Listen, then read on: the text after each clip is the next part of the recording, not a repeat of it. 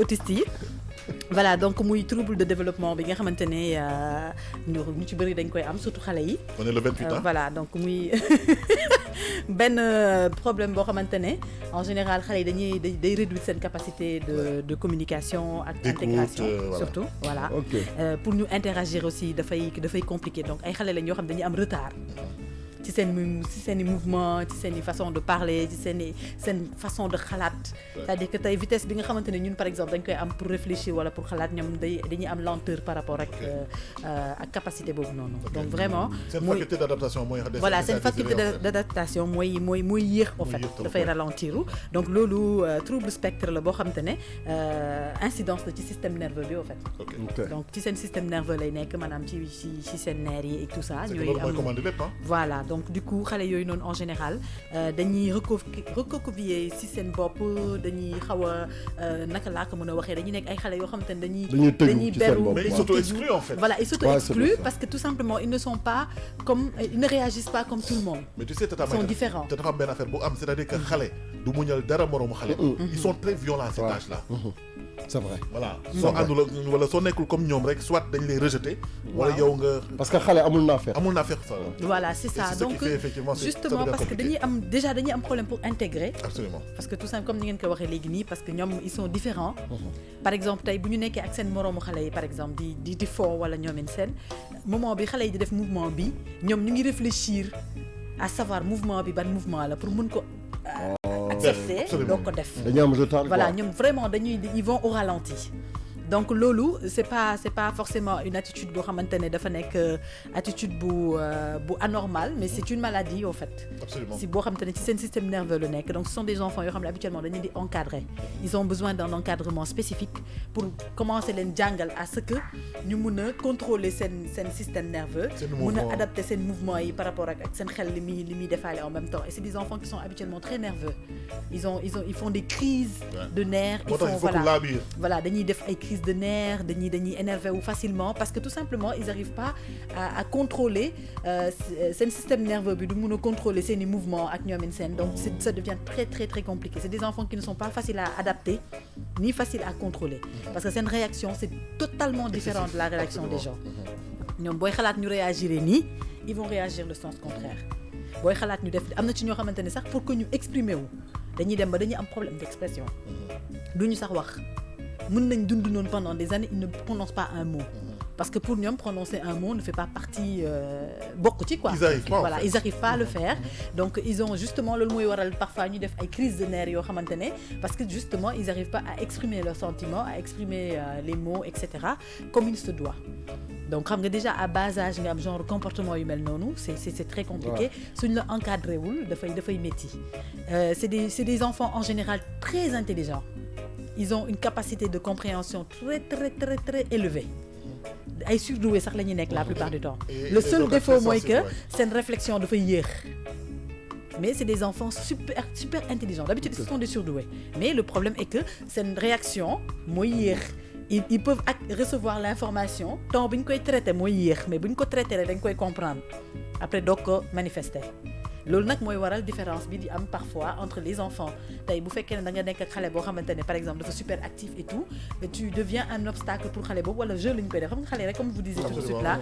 c'est les enfants moom ils rejettent leurs sentiments donc amuñu ci xaaj ak seen donc dañuy xool sa comportement rek jàpp ne ci anormal donc ils expriment sa dañ lay won seen bopp daal par rapport ak sa comportement boobu noonu. Et puis même pour rebondir sur ce que tu viens de dire mooy problème d'intégration bi ñu am par rapport ak seen âge ak xale yi nga xam dañu am seen âge mais tu sais en fait on s'était rendu compte que de plus en plus autistes ils étaient exclus da nga leen di yóbbu hôpital ñu isolé leen ainsi de suite et c'est ce qui fait que même les médias ont pris ça en main ba di génne ay séries wala ay documentaires yoo xam ne dafay permettre nit ñi comprendre leen xool tamit que ils ont des facultés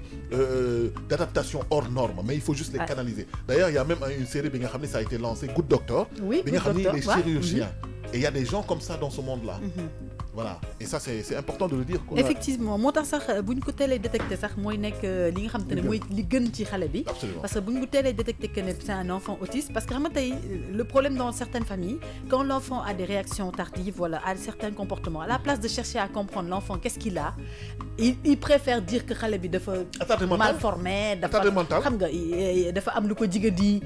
karang-karang di dugg ci ay détails yoo xamante ne voilà ce n'est pas ça c'est une maladie boo xamante ne c'est à la naissance que l'enfant l'a et c'est dû peut-être à des soucis yoo xamante ne yaayam amoon na ko ci période de grossesse bi et cetera donc xale bi judduwaaleeg loolu mun na bañ a manifester wu bi mu nekk bébé mais muy màgg di manifester wu voilà donc muy nekk loo xamante ne habituellement dañ leen di encadrer c'est des enfants qui sont encadrés il y a des écoles d'autistes ici au Sénégal yoo xamante ne ils sont spécialisés que pour ces enfants genre ces types d'enfants là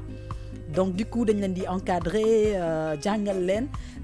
am nañ seen système bu ñu am ñoom pour jàngal leen pour ñu mën a comprendre mots yi pour ñu mën a wax wala ñu mën a réagir mën a communiquer ak nit ñi on a même vu des enfants autistes yoo xam ne dañuy dem ba finalement sax dañuy am rythme de vie normal dañ leen di encadrer bu ñu demee ba jëm mag am liggéey dañuy changer complètement dañuy wér bon pas wér à 100% mais tu vois que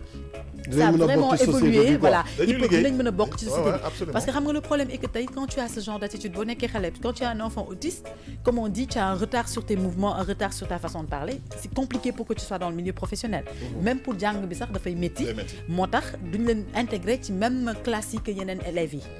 parce que compréhension yi du nekk benn réaction yi du nekk benn dañ leen di utal ay écoles spécialisées yoo xamante ne ñoom ils sont formés pour ce genre de cas là ñoo leen di encadrer et tout après nag ce qu'il y a c'est que c'est des écoles qui coûtent à peu près un peu très cher parce que voilà par rapport ak encadrement bi fay nekk prof yi fay nekk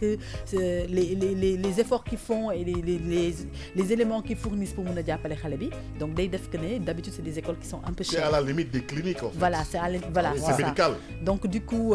voilà c'est pas forcément à la portée de tout le monde mais comme li ñuy wax chaque jour rek ne y a tout foo dem rek am na aide sociale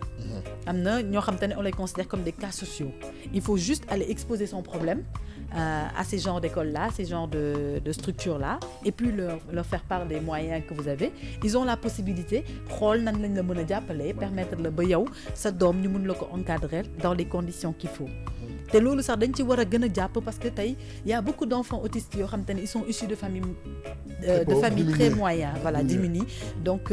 après loolu c'est compliqué de traiter un enfant comme ça tout en sachant que par exemple tey l'inscrire dans une école comme ça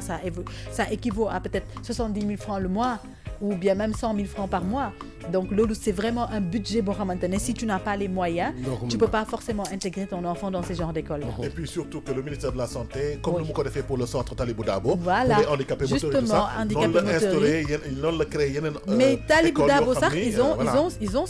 ont ce truc là aussi pour les autistes waaw ils ont ça donc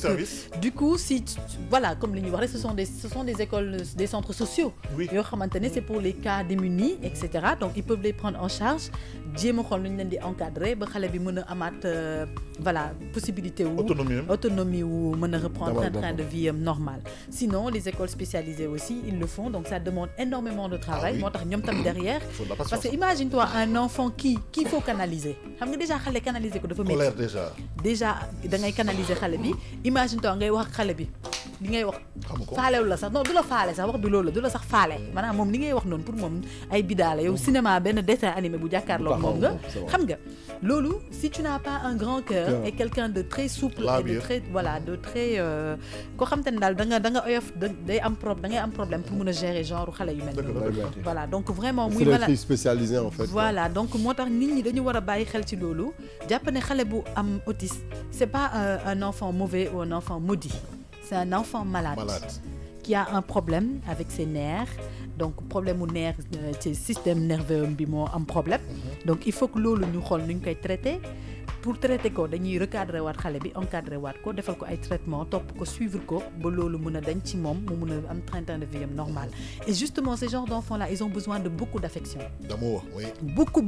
énormément d'affection parce que affection boobu noonu mooy tax ñuy commencer di retrouver di comprendre yenn affaires yi donc en général les parents doivent être très proches de ces enfants là parce que amour boobu noonu ñu leen di jox noonu dafay tax xale bi day am lu muy développer ci moom pour permettre que mu mën a dellu si waat nànk-nànk même boo demee ci école de formation boo demee ci seen genre centre yooyu sax ba gis ni seen monitrice yi di réagir ak moniteurs yi da ngay xam ne ñii ils donnent énormément d'affection à ces enfants là dañ leen di def comme seen i doom pour mun leen recadrer au fait pour mun leen dimbali parce que affection boobu noonu daf ciy jouer lu bëri pour que xale bi mën a comprendre les choses mën a réagir selon loolu noonu voilà et tout ça là te ñoom comme je dis ils sont super intelligents les enfants autistes sont ils ont un quotient intellectuel extrême le seul problème est que dañuy am retard de compréhension seen lépp dafa yéex. mais lu ñu comprendre rek dañ koy doxal dañ koy voilà bu ñu xasee ba comprendre benn affaire rek comprendre nañ ko mais balaa ñu koy comprendre mooy yéex dañuy am genre voilà déclic bi moo yéex daal maanaam déclic boobu noonu mooy moo dul gaaw a am mais bu xasee ba am rek jeex na